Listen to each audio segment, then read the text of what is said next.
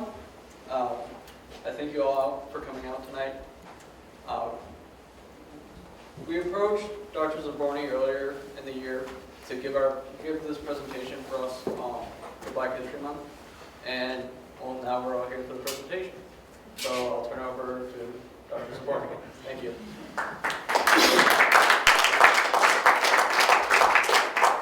Thanks very much, Adam, and yes, thank you for coming. With all this ice in the ground, it can be treacherous. I'll just mention real briefly, I have a map up here, as you can see. This map is going to be really helpful for explanation of things that occur in the middle of the 19th century. And I'm going to be starting in the 1600s, actually, but I'm just going to put that up there now.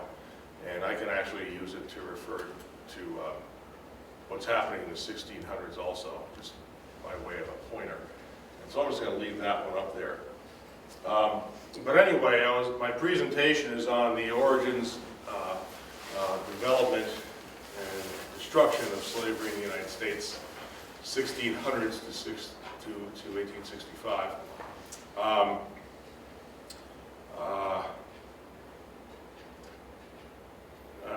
And I mean, even though the 1600s doesn't sound very smooth because it's not an exact year, it's not that there were a lot of developments in the 1600s. You can't really pin it down to an exact year. But anyway, 1600s, a little bit more specifically, referring to the time period that England colonizes this place.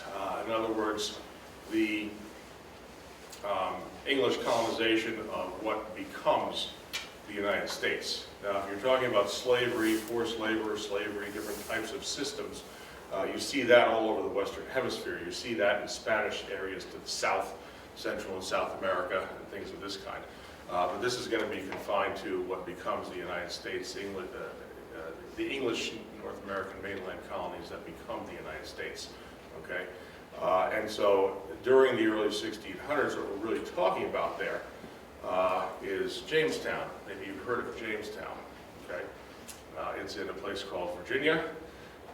It's still there.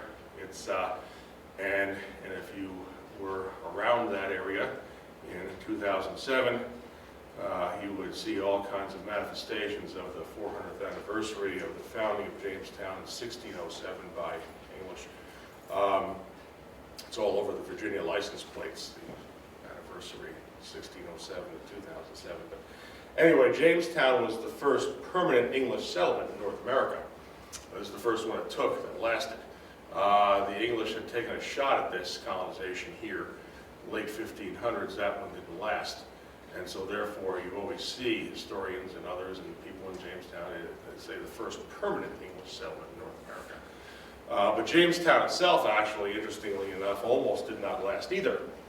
It eventually did, but it was kind of touch and go. But the story of Jamestown, 1607, really, the founding of this, the appearance of the English here to establish this place, is really all about money. The Jamestown settlement and ultimately the colony, Virginia, it was all about money. The venture, the people coming over there from England, they were wealthy people. They made an investment. They're making an investment and they wanted it to pay off. This was funded by people who bought stock in the Virginia Company of London to fund this expedition. The idea was, well, you know, we're going to have this expedition come over here, and one way or another, this place, they're determined that this place is going to pay, Virginia. Because after all, the Spanish, prior to 1607, already had found lots and lots and lots of silver in Central and South America. The English knew this. So it stood to reason to them that if the Spanish found silver in South America, then there must be gold in Virginia, no doubt about it. And so we're going to go over there and we're going to find this and we're going to load it up on ships and haul it back, just the way the Spanish were hauling all the silver back from down. And so it was all about money. It was all about making a profit. There was no notion of staying there. You know, why would you stay there in this malaria-infested, swampy hellhole when you can just sit in London? You know, the idea was just go there, get a bunch of gold, turn around, come back, pay off the investors. So anyway, these people show up here with that in mind. In Jamestown, and if you've been to Jamestown, it still is very kind of marshy and swampy right there if you go into the settlement. And they have bridges going so you can walk over all of this. And so they show up there, and again, they intend to just, you know, find gold. It's got to be gold. So they're looking around for gold, and they don't find any. They don't give up easily very soon either. Because they're just so convinced it's got to be there. Because the Spanish had found silver, and because there was a lot of pressure to find something to make the place pay and all that. And so these guys were spending all their time looking for gold. They're not finding any, and they're in the course of all this searching, they're not growing any food. Because growing food takes work, manual labor, and gentlemen do not work. These people are coming from England. They didn't work in England. Other people did manual labor, and they certainly were not going to work here to grow food. They're relying on the Native Americans to provide them with corn and so on, but that's kind of, you know, you can't really predict that. Maybe the Native Americans aren't really providing corn on the English schedule or anything. And so what ends up happening is that, you know, people in Virginia, English in Virginia, are starving to death because they're not eating. And so the interesting thing is, you know, you look at the numbers and the records, you know, you've got lots and lots of English showing up in Virginia, and yet the English population of Virginia is going down because they're dying, because they don't want to work to grow food. You know, and in fact, speaking of Jamestown, not long ago there was evidence of, archaeological evidence of cannibalism discovered there. And it's on display there at the Jamestown settlement. I happened to be there about a year or two, year and a half, a few months, whatever it was, after this discovery, and so I was able to go in and have a look at this. And they don't allow you to take pictures in there, but so that was very interesting. For decades and decades, there was always speculation that that had been the case, but the evidence wasn't there. But it was found not too long ago. But anyway, so you know, that's what I mean. You know, this so-called starving time in Virginia that they called it. That's what I mean when I say it was touch and go. That Jamestown also almost didn't make it. But what saved Jamestown was tobacco. Virginia colony. This is what made it permanent. Tobacco. They started growing tobacco and shipping it to Europe. And you know what happened? People in Europe liked it, and they wanted more, and they kept wanting more. Imagine that, addictive. And within a few years, beginning in the 16 teens, this begins, and then into the 20s, into the 30s, the amounts of tobacco being produced in Virginia and shipped to Europe just get enormous. Okay? But once again, this is what's happening. This saves the Virginia colony. Okay, these guys don't care. It's not gold. Tobacco is money too. Fine, this is what pays. But once again, who's doing all the work? They had to get someone to do all the work, right? Because again, gentlemen don't work. And so, you know, there were attempts in terms of forced labor. There were attempts to enslave Native Americans in Virginia. That didn't work out. Because in Virginia, unlike in Spanish regions to the south where they did do that down there, in Virginia what you see is that Native Americans there were widely scattered and dispersed and so on. And also the English, unlike the Spanish, didn't show up with an army. And smallpox, and so consequently the English were unable to bring the Native Americans under control. And I just want to emphasize that term control, because when you're talking about forced labor, whatever group, the significant thing for these people who want to have forced laborers is control. They do not care. They do not care what color what race their forced laborer force is. The question is, can we establish and maintain control over this group, yes or no? That's all they care about. Race becomes significant only later on, only when it serves as a means of establishing or enhancing control. But initially they don't care, it's just a question of control. They couldn't control the native, right? They're too widely scattered, they couldn't establish control over these people. So now I want to use somebody else. The people they end up using are poor English people from England. These are the indentured servants. You've heard of these people. These are the people who end up becoming the first, prior to African slavery, the first group of forced laborers in the tobacco fields of Virginia, ultimately not long after Maryland also, who are brought over here from England. And that was fine. You know, well, poor English, they're white also, well, who cares? We can have control over them, we can make it work. You know? And the reason this happens is that, you know, the desire for people, of people here to find laborers for their tobacco coincided with economic difficulties in England. In England, well, there's a lot to this, but in England, you have severe economic problems which are such that large numbers of the rural population, which were kind of lower class folks in the first place, who were renters, are evicted from the land which they had been renting. They've got nowhere to live, no access to land, and if you have no access to land in an agricultural society, you're kind of, you know, in trouble. And so these people in England, they start drifting into the cities. You know, they just start showing up there, engaging in petty crimes, this sort of thing in order to try to survive. And they are punished very, very severely for doing so in England. Punishments involving physical violence is just normal. And many of them, in fact, died. They wander into English cities and just die there. You know, that's the way it is. And it's during this time period, all of these words about this place called Virginia start showing up in England right at that time period. Well, we got this colony over there, Virginia, and the picture of Virginia that these people are hearing is just wonderful, just idyllic, heavenly, you know, land of milk and honey. You can go there, you don't really have to work. You can get land, not work, and food falls on your head. You know, I mean, kind of like a modern that you'd see on TV tourism ad. You know, come to North Carolina. You see these ads, right? It's kind of like that. There was a concerted effort made on the part of tobacco planters and their agents in England to get people to want to show up in Virginia. And so they paint this rosy picture of Virginia. And you've got people in England dying in the streets. Oh, that sounds good. We could just, you know, all we got to do is get there and we're all set. We're not going to starve. And the desperation, we got to get out of England or else we're going to die, because they were dying. And so they start going over.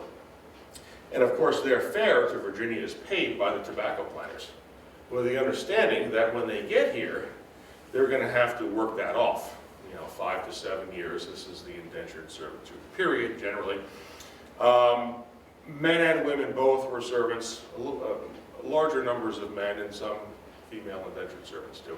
But they get here, and when they get here, they are worked and brutalized mercilessly, because the tobacco planters, they only have these people for a set period of time, and they're going to get all the work out of them they can.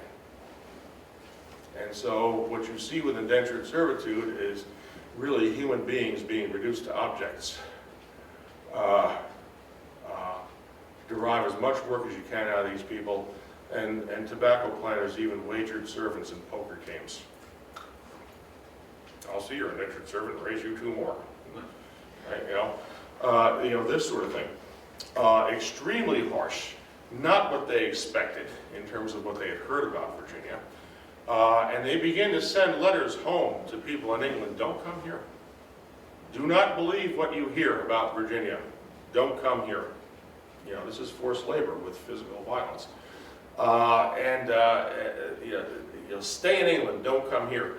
And what happens is, you've got these tobacco planters who are white, who are Christian, who are English, inflicting physical violence upon other people who are also white and Christian and English. But that was no big deal to them. Because again, violence in England for infractions, over there thievery, over here running away, was normal. It was just no big deal to do this. And so anyway, this is what you have happening. These are the people who are producing these enormous amounts of tobacco in Virginia. And this lasts for a little while, the 1620s, 30s, 40s, 50s. This is the principal forced labor force in the tobacco fields in Virginia. Okay? What ends up transpiring, though, over time is that, I'll just try to use this map over here. Here's Virginia here. What ends up happening over time is that whereas the primary zone of tobacco cultivation was in the east on the peninsula over here, where Jamestown is and all these other areas, what happens is that these tobacco planters amass these huge amounts of land. Okay, and they're doing this and they're making a lot of money, etc. and so on. Other people want to get into the act. Other people want to get in on a tobacco boom, right? And so when the boom takes off, you've got all these other people coming over from England. You know, I want to go over there and get land and servants and grow tobacco also. The place starts filling up with people who are doing tobacco with land and servants. People coming from England, and also during the early part of the 1600s at least, excuse me, you also have a few of the lucky ones, a few of the lucky indentured servants end up serving out the terms of their indenture. They didn't die before it was over, because a lot of them did. Once they served out the term of their indenture, they worked for wages for a while, saved up money, got land and servants of their own. And so the place was being filled up by those people too, former servants. Okay? And so consequently what's happening is that the zone of all this tobacco production with servants and so on is moving inland ever westward. And what that means over time, certainly by the 1660s, people are starting to notice this, they become conscious of it, is that, we're running out of land. Okay? Now you look at the map and say, well, how could you be running out of land? Running out of land in terms of the English area. Early in the 1600s, the English, the Virginia colony, the legislature, the rulers of the Virginia colony, who were tobacco planters also, they strike a deal with Native Americans there, basically, essentially drawing a line down, not exactly like this, but to describe a line in Virginia. This is our side, the English side, that's the Native American side of the line, we'll stay here, you stay there. Each of us stays on our own side of the line. Because the English didn't want a lot of fighting, which had happened earlier in the 1620s. They want nice calm. Don't want fighting with the Indians, right? Because you can't grow tobacco and make money if you've got people running around killing and burning and everything else. Okay? But what was happening, though, is that the English side of the line was filling up. And people were getting restless, servants were getting restless, newly freed servants were getting restless, servants about to be freed were getting restless. And those people who were servants, who had been brutalized for several years, had it in their heads that once I become free after having gone through all this, I will have land. I don't care what I have to do to get it. I don't care if I have to kill anyone to get it. I don't care what anyone says or does. I will have land, come hell or high water. If the Virginia colony tells me, which it did, the Virginia colony said, made it clear, don't any white people go into the Native American side of the line, because we want to keep things calm. And newly freed servants, forget that. We're going to have land. We don't care what the Virginia government says. We don't care if we have to go over and kill a bunch of Indians to get it. We shall have land after having gone through all this. And this is what happens in the, first really significant 1676. You've got a group of these people, these servants, they go over to the Native American side of the line, determine that they're going to go over and get land and seize land and kill people over there if they have to. They just don't care. The Virginia government of tobacco planters, told these people, they got wind of this, they said, don't do that. They did it anyway, because they were going to have land, They didn't care. And so you have this event in 1676 that occurs. It's called Bacon's Rebellion. Nathaniel Bacon is the leader of this thing. And it doesn't come to anything. In other words, they don't go over there and seize a bunch of land or anything like this. Bacon himself dies of disease, dysentery, so it just kind of fizzles out. But the significant thing about Bacon's Rebellion is that it was central to the development of African slavery. African slaves being the central main forced labor force here, replacing indentured servitude. Because Bacon's Rebellion doesn't achieve anything, but its significance resides in the impact it had on people when they heard about it. Because if you're a tobacco planter somewhere, and then there's lots of these guys like this, individual planters, there you are in your land, and you right out there in your fields, you've got 24 or more servants. You're always worried that maybe, just under normal circumstances, you're worried that these people, they're not happy. They're going to rebel. They might kill me and my family while we're sleeping or whatever. Even under normal circumstances, you worry about that, right? And then you hear about this servant rebellion out west. And if you're a tobacco planter, what are you thinking? That sounds like my worst nightmare come true. Maybe my servants are going to rebel tonight and kill me. And it's at that point, coming back to the idea of control, that tobacco planters all across Virginia, hearing about Bacon's Rebellion, fear now. Well, these white people's servants, they're not under control because they want land. They're going to be free after a certain number of years. They're expecting land. They want land, and this problem is only going to happen again because year after year after year, there's going to be more servants wanting land, and they're going to do the same thing. We got to do something about this. We have to find someone else we can control. And so therefore, this leads to African slavery. You use African slaves, you can make them slaves for life. They can never ever expect to have land. Makes it harder for them it's harder for them to run away, being a different group. And so what all that adds up to is greater control. Servants worked out for a while, but we don't have control over those people anymore, so we're going to use African slaves now. And in a couple of decades, the late 1600s, early 1700s, what you see in places like Virginia and other colonies in the South is that African slavery is codified in law. In other words, it's established in law. In other words, this is how it works, all the laws governing it and all this. It's established in the late 1600s, early 1700s. You see it in Virginia, you see it in Maryland, you see it in points south. Ultimately, African slavery is legal everywhere on the eastern seaboard. What becomes the United States, okay? Florida for a while is Spanish. But everywhere that becomes the United States, slavery is legal. It's just never as important up here. It's never and there's even a few slaves in what becomes Maine too, by the way. It's just never as important up here. It is not a central part of the economy like it is in the South, because in the South it is connected directly with staple crop production. In the case of Virginia and Maryland, tobacco. And up here you don't have that. So slavery is legal here, but in the South it's always much more important. Numbers are bigger, money is bigger, all revolving around staple crop production. Okay, everything revolves around that. Okay, so this is how it develops in Virginia. Other areas, it was a little bit different.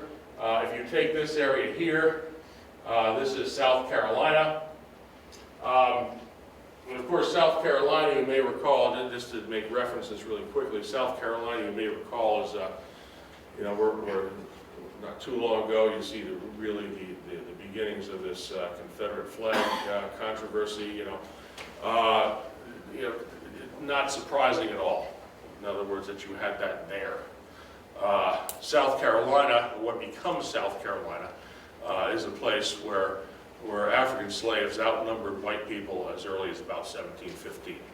And that remained the case all the way through the Civil War, in terms of the slave population outnumbering whites, and that means among the whites the fear factor is higher there. Okay, they're always afraid.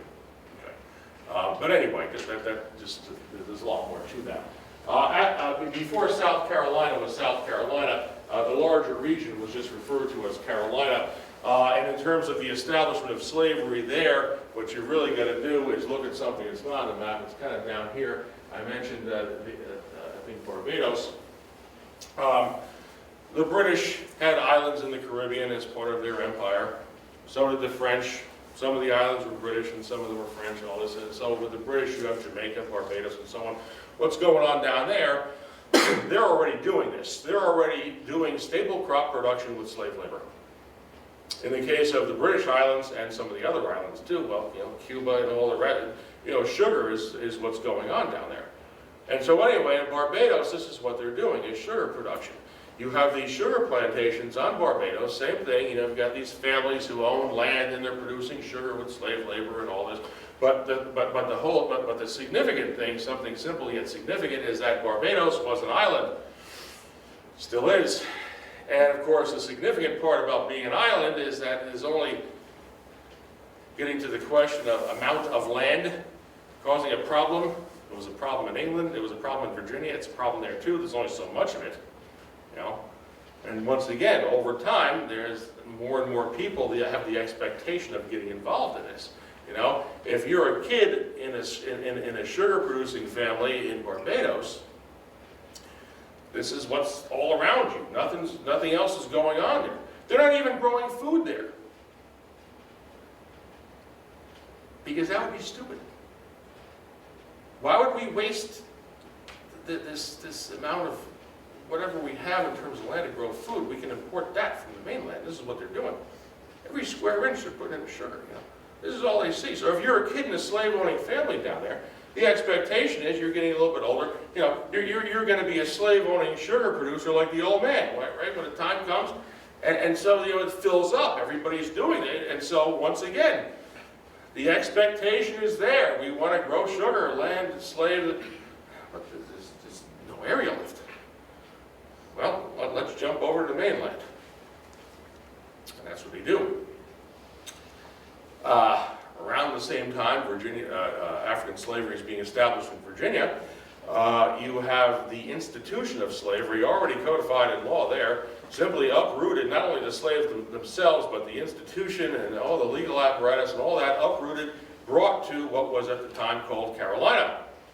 So we'll do something there. What they end up doing there is rice.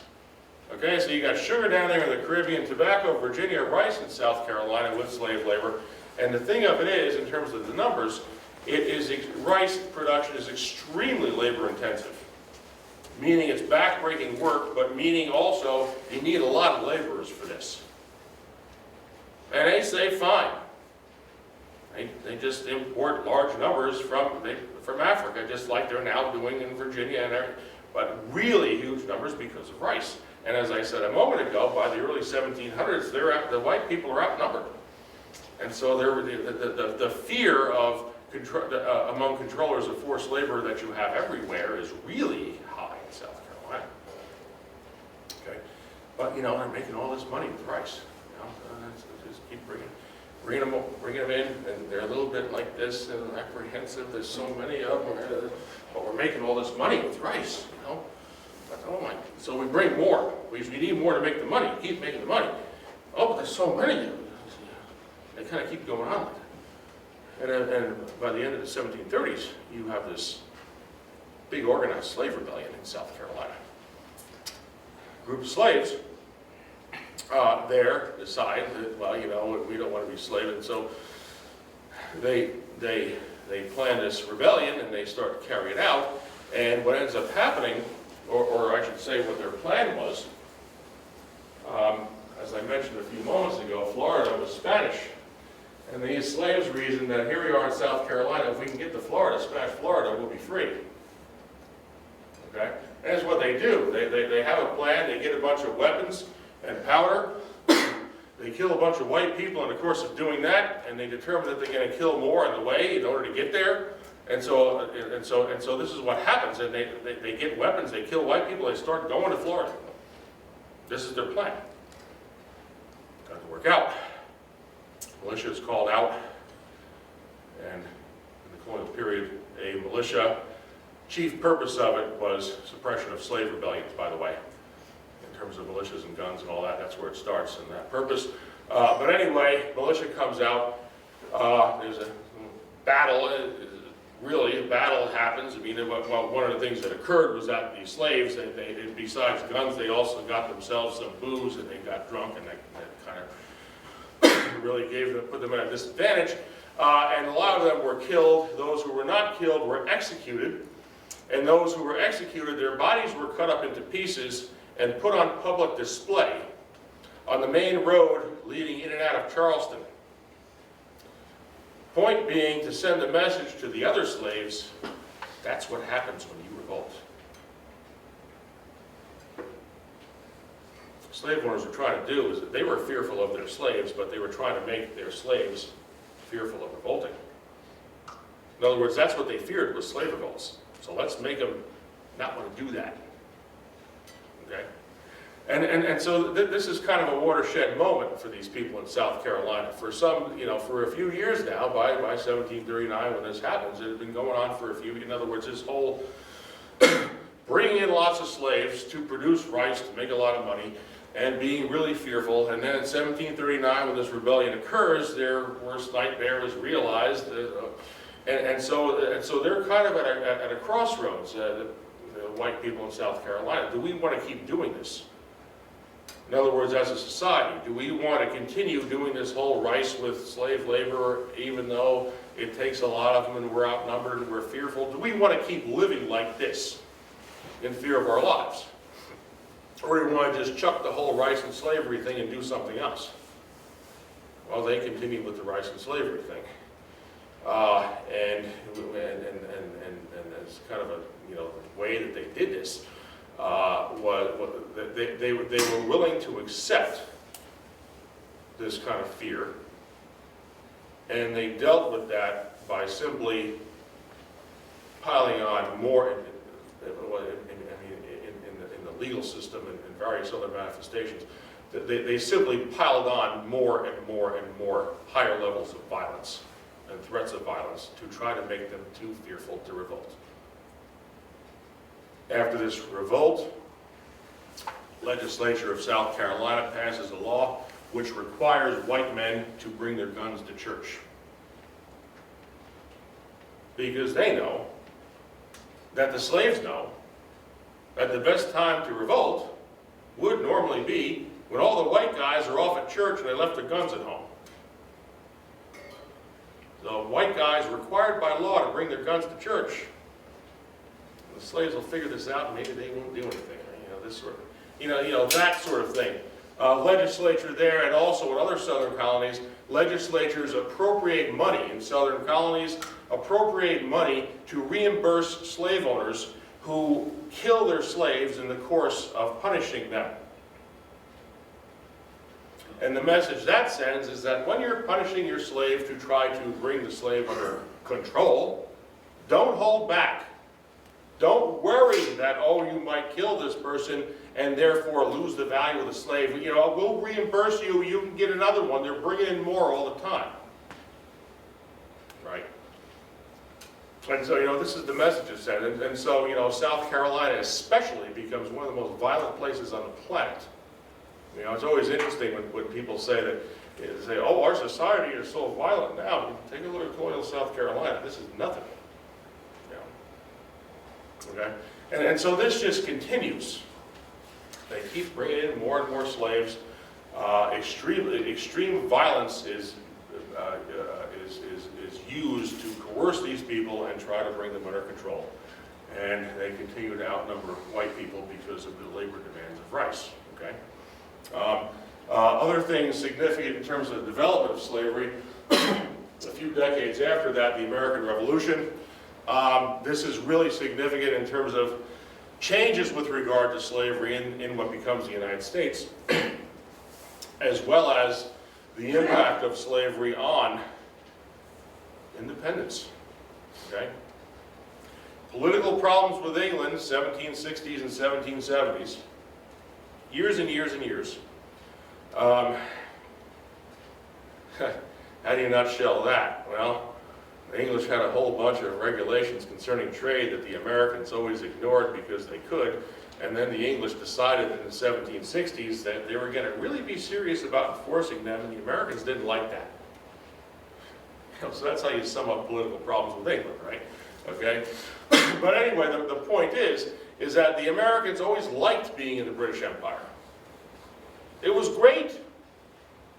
We can do what we want here. We have legislatures to do things, but, you know, as far as English Parliament, Navigation Acts, trade law, we just ignore them. You know, it's not like the English have planes, looking at what's coming in and out of the harbors or something. You know, they would, we can smuggle stuff. We can avoid paying taxes. We can get our molasses from the French islands because it's cheaper, even though the English Parliament says we're not supposed to. And they just get used to this, you know. And so Americans love being in the British Empire. You know, and the whole notion of ever being out of it, they would have thought was insane. Because look at the advantages. We can do what we want in terms of ignoring all this stuff. And if there's ever any problem over here with the Indians or with the French or with the Spanish, the English will send armies over here and take care of that. If there's a problem with Spanish privateers sinking tobacco-laden vessels off the coast, which there was one of those in the 1740s, the English Navy will come over here and take care of that.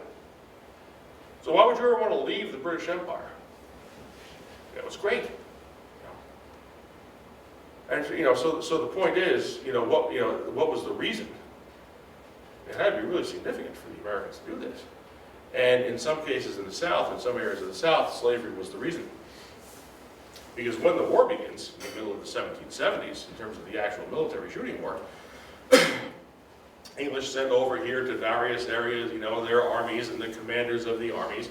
And the commanders of the English armies which come over here, their job is in their area, we're here to crush the American rebellion. And so each of the commanders, that's left to them how to do it. The commander in Virginia, let's see, how can I weaken the Americans? How can I, push them toward the direction of defeat? I say, I know. How can I cause disarray, confusion, whatever weaknesses among the Americans? I will entice the American Virginia, I will entice the American slaves to run away from them, come to my army, and promise them freedom if they come to me, the English army, if they come to me and fight with me against their owners.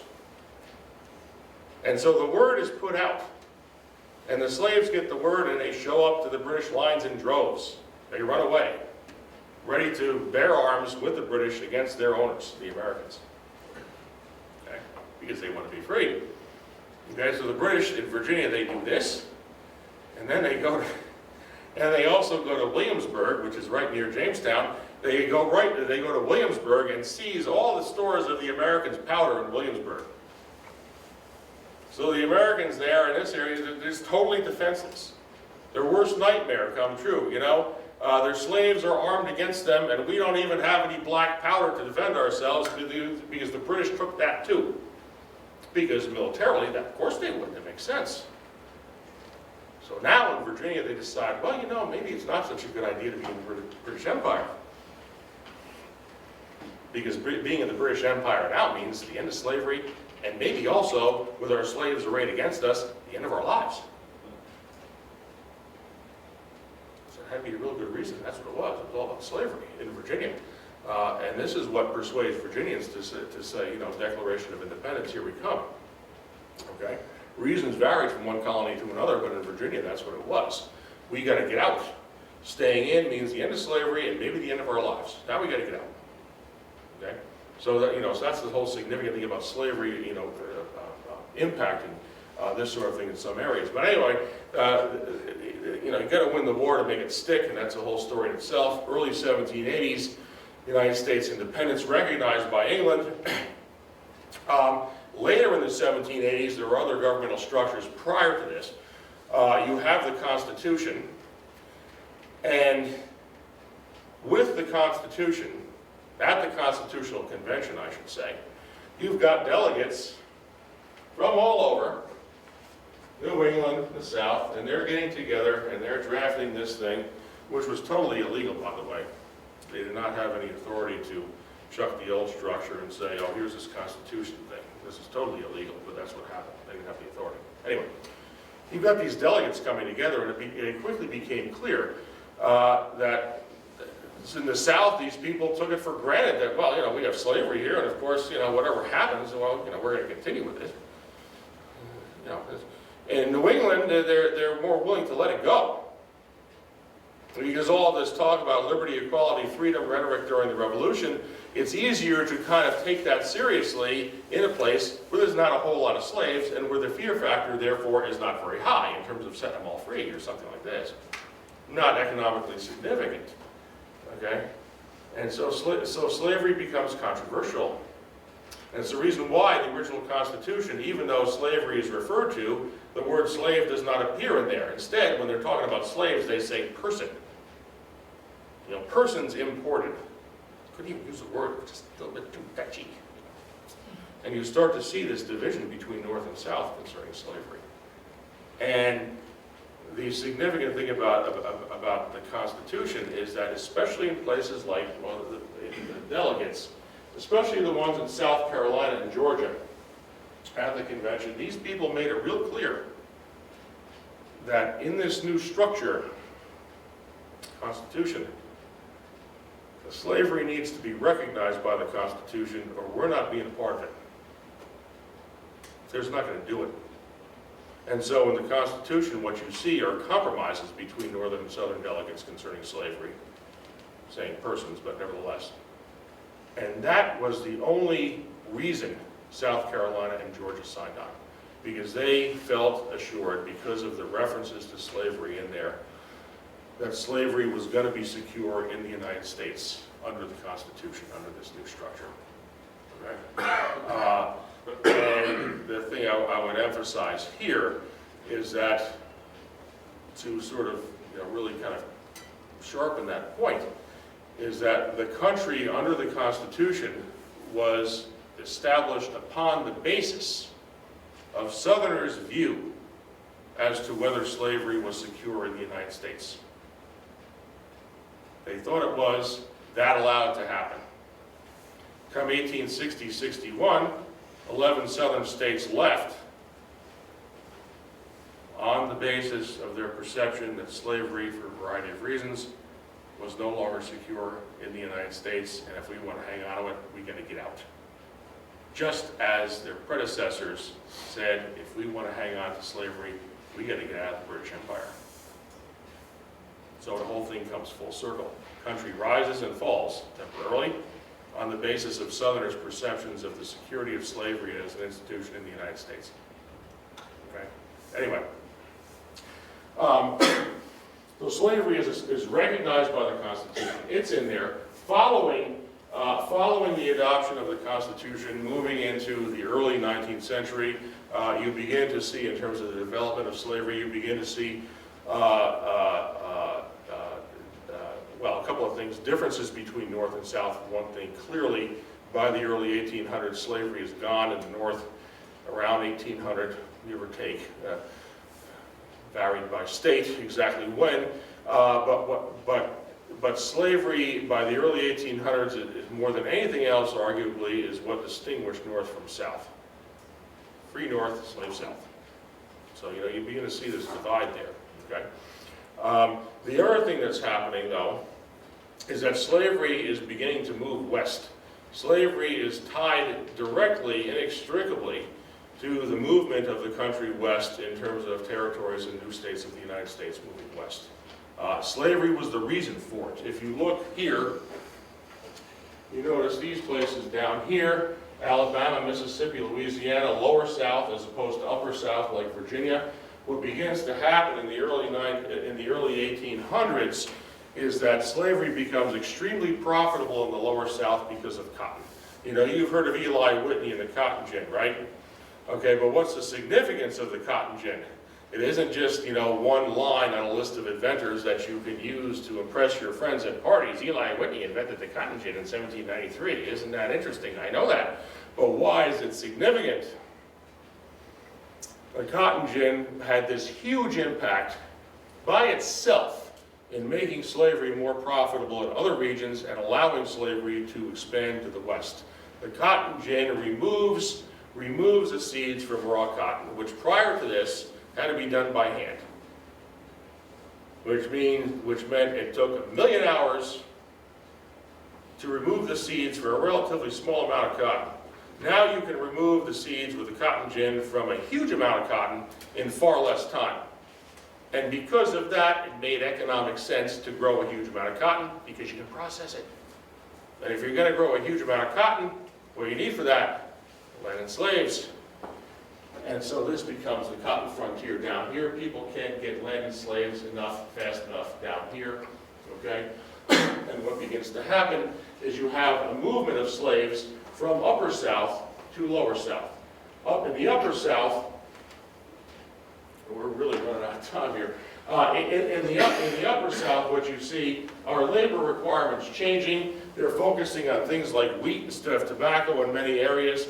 They have, therefore, too many slaves. You don't need as much labor to grow wheat as you do tobacco. So what do we do with our slaves? There's a few options, 3 options anyway. But one of the options is you sell them to the lower south. Those people down there with the cotton, they can't get them fast enough. And so you see this big movement of slaves from upper south to lower south. And along with this, you notice the dates of admission in the 18 teens over here. The country, in terms of new states and slavery with it, is moving west. Okay? This is what begins to happen, excuse me, in the early 1800s. Ultimately, well, there's actually so much more to it than this. Ultimately, you see over here Texas,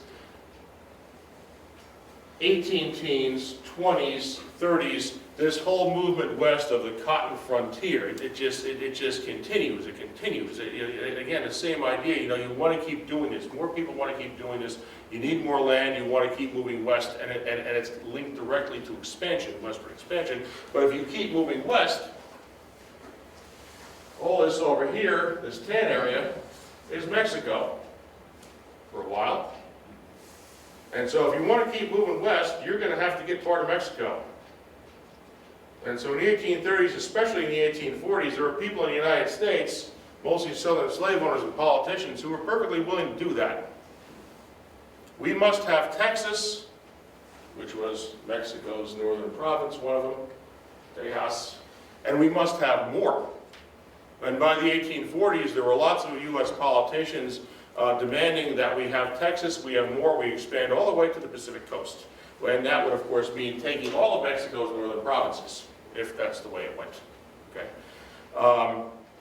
President of the United States in the 1840s, James Polk, was an ardent expansionist. He wanted to do that. He wanted to go all the way to the Pacific coast. He wanted to kick the British out of Oregon and have it occupied by the United States alone instead of jointly with England. He later dropped that one. That didn't seem too smart, but it sounded good. It was a political slogan, But he later dropped it.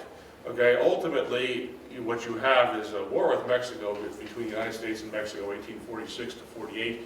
The United States wins that war. As a result of that, this is how we have all of these states over here, what becomes these states over here. This was all northern Mexico. Okay?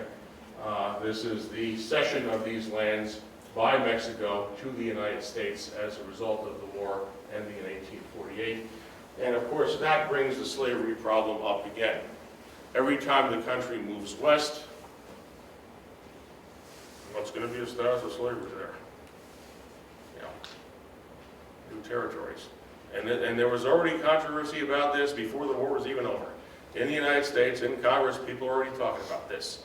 The assumption was going to be that we were going to defeat Mexico and get a bunch of land. And so, well, what should be the status of slavery there? Well, Northerners, well, they don't like slavery in the South as it is, so we sure as hell don't want to expand. And Southerners, of course, do. Now, I'm sure some of you probably have been to these areas out here or seen them looking down at an airplane. What is there? Lots of desert, not a lot of water. So presumably not very conducive to large-scale agriculture. But the Southerners, after the war, were pounding the table anyway in Congress. We must have slavery allowed there, even though it wouldn't seem too feasible. It didn't make any sense. But to them, they were worried about precedent.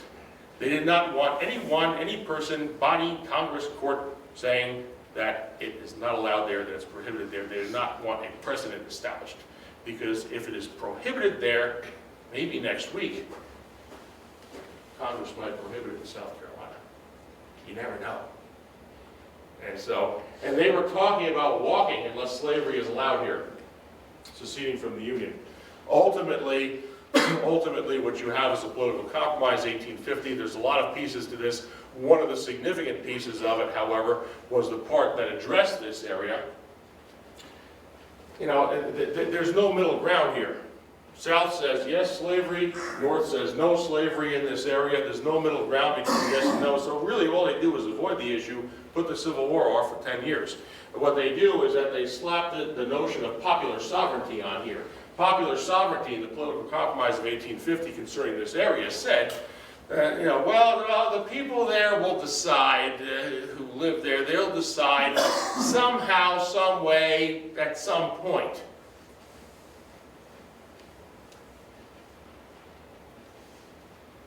Oh, yeah, that'll work. Everybody is going to decide, they agree on one thing. And that's what they did, because they just couldn't. There's no middle ground there. That's what they did. So it doesn't work.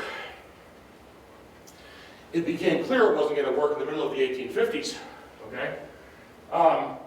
In the middle of the 1850s, there are ideas about building a railroad across to the West Coast.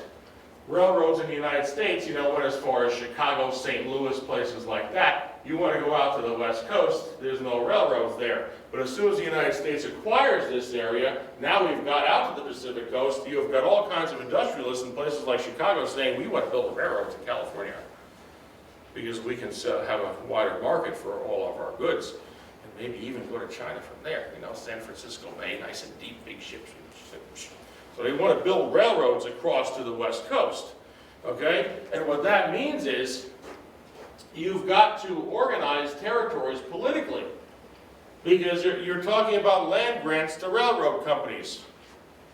And if you organize a territory politically, where a railroad's going to run from Chicago, you've got to address the slavery issue. What's going to be the status of slavery there? And concerning this region in here, at the time called the Kansas-Nebraska Territory, had to be organized as a territory politically in order to run a railroad through it. The people who were behind this said, we've got to deal with that slavery thing. They didn't care, they just wanted their railroad, They didn't care about slavery, but we got to organize a thing. We have to address slavery, and they say, okay, yeah, popular sovereignty, let the people there sort it out. Fine. By the middle of the 1850s, there's a little mini civil war going on in Kansas. Pro and anti-slavery settlers murdering each other. And that goes on for 10 years, doesn't stop till the end of the Civil War in 1865. And guns are pouring in from both sides, north and south. And politicians in Congress are blaming each other. Northerners and Southerners are blaming each other for what they call bleeding Kansas. And you have physical violence in Congress. Between Northerners and Southerners, and they all start carrying knives in there with them. This sort of thing is what's happening. Demonstrates that popular sovereignty does not work. And all through the 1850s, the tensions, the North-South divide over slavery, the tensions concerning that, I'm leaving out a lot here, obviously, get more and more intense. In 1859, the really, really significant thing, there's lots of stuff happens during the 1850s, but in 1859, the really significant event is, of course, John Brown's raid, Harper's Ferry, Virginia, now in West Virginia, over here, Federal Arsenal there, lots of guns there. This guy's an abolitionist in the North, from the North. He actually was in the fighting in Kansas. He went out there, his sons were there. And so he went out there to kind of rescue his sons and help his sons who were out there. Lots of people from the North go to Kansas determined to make Kansas free. You know, just like Southerners go there determined to make it slave. And so Brown goes there, and Brown's a new breed of abolitionist. Earlier abolitionists, you know, was nonviolence. You know, we're going to persuade the Southerners of the evil of their ways. We're going to make them see the light. We're going to have them read this literature and say, oh, I've been sinful. Oh, I should free my slave. New breed of abolitionists like John Brown is kind of like, you know, God put me on earth to destroy slavery by any means necessary, even violence. I will kill slave owners because they are sinners. I am the tool in God's hands to do this. And so John Brown goes out to Kansas, and he's involved in the fighting in Kansas. And he is murdering pro-slavery settlers in Kansas, because pro-slavery settlers are murdering anti-slavery settlers in Kansas too. You know, and he murders people, and he chops up their bodies in little pieces with a broadsword. You know, now this is what he did earlier. Shows up in '59 at Harper's Ferry. He thinks he's going to start a spontaneous slave revolt. All he's going to do is show up there, seize all these weapons, and sit back, and all the slaves are going to pour in. You know, and he's going to pass out the guns, and this slave revolt's going to spread all over the South, and slavery is going to end in the United States in this big bloodbath all over the region. Doesn't work out that way. Nobody shows up. He's barricaded in a building there. Marines show up, commanded by Robert E. Lee, by the way. They capture him, and Virginia later executes him. And this was really significant in a place like Virginia because, you know, what they see in Brown is like, you know, here's a white guy who comes down from the north who's willing to risk his life to start a slave rebellion among us, and again, our worst nightmare. And they say, well, there must be more John Browns up there. It's only a matter of time before more of us show up.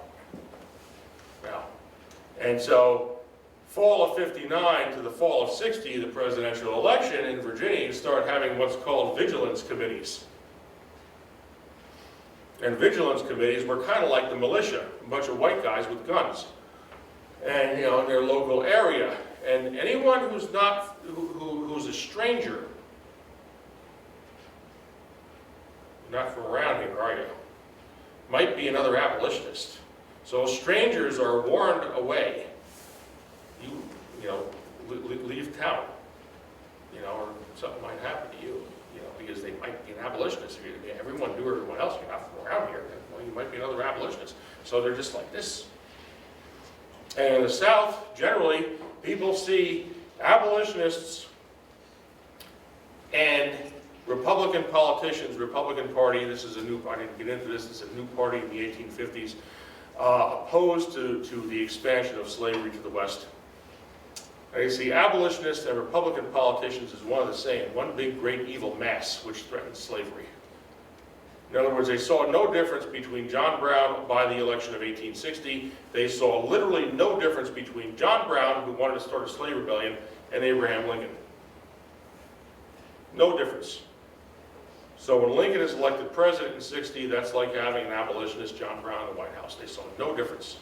And when Lincoln said in his initial speeches that, you know, his first address, you know, that he's not going to interfere with slavery where it already exists, the South doesn't believe him. And that's why they leave, because they believe, coming back to that point, Lincoln poses, as president, poses a threat to slavery within the United States. And so we're going to get out. In the end of '60 to '61, Confederate States of America, this sort of thing. Okay, when the war comes, I always love to say how you know, how very smart Lincoln was. You know, he maneuvered the South in firing the first shot because Lincoln wanted a war. Lincoln wanted to destroy, and other Republican politicians, a lot of Republican politicians, these guys, a lot of them were abolitionists going back years. All they were able to do prior to the war was try to contain slavery's expansion. And so this was the Republican Party platform, one of the planks, was that they opposed slavery's expansion. Even though the Supreme Court said otherwise, they didn't care. And that was the other problem the Southerners have with Lincoln, is that, well, the Republicans, Lincoln, they're just ignoring the Supreme Court that said you could take slaves anywhere. They say, well, no, we don't think so. You know, we oppose that. Okay,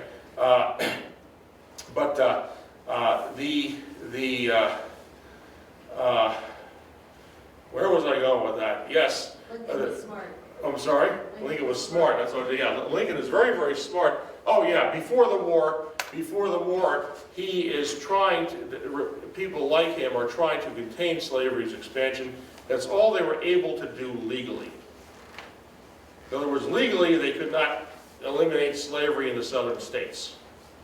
Okay? But, if he could get his war, North and South Civil War, and he could. He wanted a war, and he wanted to destroy slavery in the South. And it was only within the context of a war that you could do that. And of course, if you want to get a good war off the ground, Lincoln, like other presidents before and after him, what you've got to do is persuade people in your country that those people are a threat to us, or they attack first, or whatever. And so what Lincoln does is he deliberately says, the southern states secede, Confederate States of America, but all over the South, you have these U.S. military installations in the seceded so-called Confederate States. And he called them so-called Confederate States because that was his idea that secession is not legal, so-called seceded state. And Lincoln makes it clear that as President and Commander-in-Chief, that he is going to, that these U.S. military installations, those are mine. I will hold them and keep them and maintain them. You know, places in Florida, you had some there. Fort Sumter in Charleston Harbor in South Carolina. You know, you have garrisons in a lot of these places. Lincoln says, those are mine. I'm going to keep them, meaning I'm going to resupply them and all this. Knowing that the Southerners, if they really, really, really claim to be independent, one day they're going to have to force those forts out. They cannot tolerate forts of the United States if they really claim to be independent on their soil. One day they're going to have to fire them. And so all Lincoln has to do is say, those are mine, I'm maintaining them, I'm resupplying them, and he just sits back and waits. And in April of '61, Southerners attack Fort Sumter. This is evacuated, surrenders, they come out, U.S. forces come out, get on a boat, go up. After that, Lincoln turns around and says, I want 75,000 volunteers to crush the Southern Rebellion. Because after Fort Sumter, he gets it. Because, they fired on our flag, those damn rebels, this sort of thing. All kinds of enthusiasm, like other wars, North and South. We'll win and be home by Christmas. Yeah. But that's the way he gets his enthusiasm for his war. And then once he has his war, he can go after slavery legally. Because the Southerners, in engaging in rebellion and in taking up arms against the government, have forfeited their legal right to have their slave property protected. They have forfeited that right.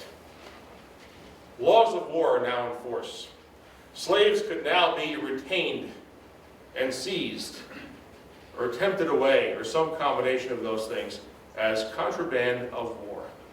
Because the slaves run to the Union armies where they can, just like they ran to the British in the 1770s. Because it's a chance to get free. If I can get to those guys in the blue uniforms, I'm going to be free, so they take off. And even though it was a little bit unclear at the beginning what was going to be the policy of this, what do we do with all these slaves running to our line, ultimately this worked out. Well, these people are contraband of war. Why are we going to give them back to the Southerners? So that would only help them. No, we're going to keep them. And so slavery starts to unravel. And it ultimately becomes the official policy of the U.S. government, even prior to the Emancipation Proclamation in '63, to retain slaves as contraband of war, as part of the larger notion of destroying slavery in the United States. This is what the Republicans want to do. This is what Lincoln wants to do. That's why he wants his war. Because within the context of the war, you can do it. Okay? And so slavery is unraveling. It takes a while. The South is overrun. Gradually. By '64, well, actually, it was still kind of iffy even through '64 for a while. The question was in '64, Lincoln's going to have to run again. And lots of people in the North, bodies are really piling up. And there was a lot of inclination, just like other wars, which are long and drawn out. And when's it going to end? Like Vietnam, you've got a lot of politicians in 1864 want to run against Lincoln. as the peace candidate. And so was Lincoln going to win, yes or no? Right? Well, he won in '64, which meant the war went to its all the way to the bitter end. No basis for negotiated peace. Lincoln wants a restored union. South wants independence. No middle ground there. So it goes all the way to the end, and the South knows it has nothing to lose, because it was clear that if the South lost or gave up or something, that slavery was finished. And so they keep going. They just keep going all the way to the end. And when the end of the war comes in 1865, as far as slavery is concerned, for Republicans in Congress, because that's all there was in Congress, because the Southerners have left, these people were of the mind, they were of the mind of a lot of things, but we have to have a constitutional amendment. Because there was the idea that, well, that the South is defeated militarily, but maybe they're just going to dust themselves off and say, well, okay, I guess we lost, but so we'll just keep going on as before, right? With our slaves and our plantations and everything, right? I mean, there was this expectation that and so consequently, Republicans in Congress say, no, we need an amendment on slavery, and that becomes the 13th Amendment, passed at the end of 1865. Which abolishes slavery in the United States, and that was the last little piece that had to be done on paper to assure that slavery was totally destroyed without just assuming it was by virtue of Southern military defeat. I should stop there. Yeah, I'm going to stop there. Thank you.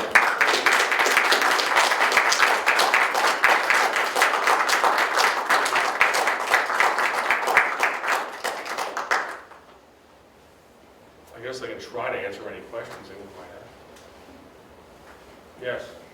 You said something about a well-organized militia in colonial times used to suppress slaves and maintain control. When the Constitution was written, were there Southern interests along those lines that insisted on that amendment? Well, actually, it was, the whole phrase well-organized militia. Well, the Second Amendment, the way it reads, the first part of it, an organized militia being important to the security of a free state, the right of the people to keep and bear arms, etc. The idea of the second, many of the amendments, the first 10 amendments to the Bill of Rights, if you look at them, and this one's no exception, what you see reflected in there is the experience of the British and the Revolution. Okay. In the case of the Second Amendment, part of it was the whole thing about slave rebellions, but another piece of it was, if you look at April of 1775, what happened when the British are showing up here, Lexington and Concord and so on, the British armed military had been quartered in Boston by 75 for about 7 years or something like this. They were there because those Bostonians, in the view of the British, were unruly. They had to be kept in line, a bunch of animals, That was really what they thought. In 75, the shooting starts because the British have learned that the Americans have stockpiled weapons in the countryside. And so naturally, the British command, well, you can't have that. It could be used against us. You've got to go get those. And they were fired upon this is when the shooting started. They were fired upon, the British were, when they were going out to seize the weapons. Okay, so you have stuff like this. You have what happened in Williamsburg, as I mentioned, with regard to the powder and the guns stored in Williamsburg, seized by the British. Okay, lots of what was happening directly connected to the British is where you get the Bill of Rights. Many of the amendments, first 10 amendments of the Constitution, which are the Bill of Rights. Other examples, needing search warrants. No illegal searches and seizures. This one comes directly, just to illustrate the point, from the British experience also, because during the political conflict, when the British are really enforcing regulations, what they're doing is that they're busting into homes and warehouses searching for smuggled goods. They're just doing it, they're just showing up, breaking into warehouses, seizing ships, and that's where that one comes from. okay? First Amendment, right to petition government for redress of grievances. This goes back to the colonial period too, where average ordinary people are petitioning colonial legislatures and their petitions are being ignored. Because we can ignore those people because they don't own any property, they don't vote, so we can ignore them. You know, I mean, you know, so much of this comes out of the colonial period. But anyway, I would say the Second Amendment is a combination of the need to control slaves through militia. And again, there was no question about that. The key function of the militia, especially in southern states, was to control slaves. And so, you know, you had all these guys, you know, who lived all over the place, and they all had guns, and they're just ready to go at a moment's notice when there's a slave revolt underway. Of course, in South Carolina, you got to bring them to church. You can't just leave them home, you know. And this was a central part of the Southern experience. You know, we have to have guns because the slave rebellion's all over the place. And you see this, what you see in the Constitution also. There's kind of a reference to this, it's somewhat veiled. But if you look at the preamble to the Constitution, all the reasons why we're doing this, right? You know, one of the lines you see in there, it says, in order to ensure domestic tranquility. Yeah, that sounds really nice. Ensure domestic tranquility. You know, but it's really a nice way of saying, you know, to make sure that, you know, we don't have a bunch of angry people in the countryside raising hell and threatening to overthrow the government. Domestic tranquility, you know, sounds better. You know, so a lot of what you see in various pieces of documents, of the founding documents, relate to what these people would have considered, well, domestic threats. You know, and of course slaves were one of those.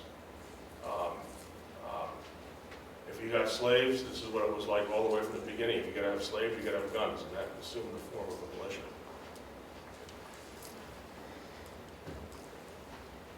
When was the Underground Railroad sort of operating? 1850. So Yeah, that was much later. Yeah, I left out a lot of this. The Underground Railroad refers to, is connected to, I should say, a part of the Compromise of 1850. I only mentioned the Southwest. But part of the Compromise of 1850, what you see there is a fugitive slave law. You know, there was a fugitive slave statement in the original Constitution, but it didn't really have any teeth to it. You know, it was just a statement that said essentially, you know, someone who runs away, and again, a person, but everyone knows it means slave, you know, from someone to whom services or labor are due, you know, is still a slave. They still owe them.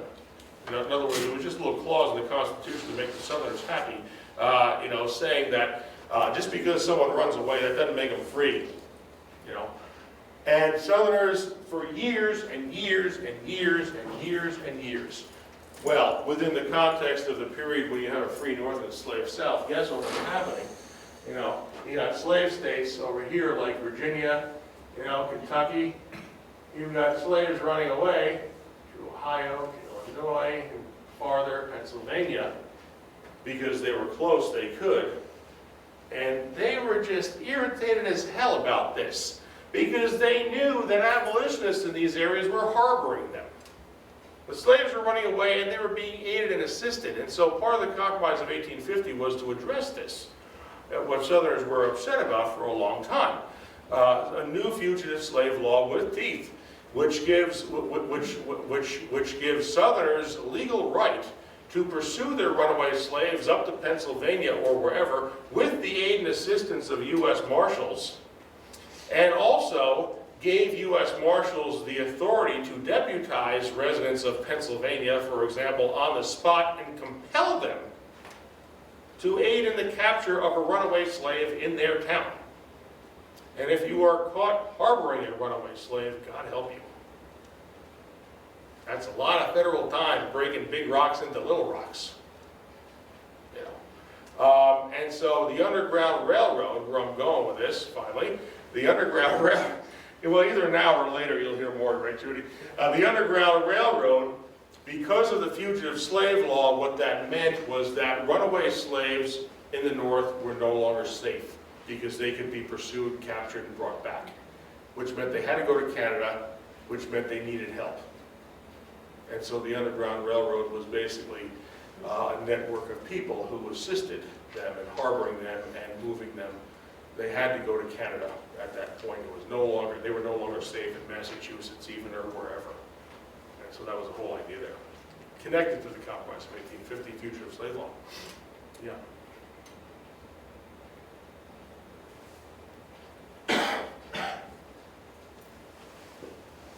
Anybody else?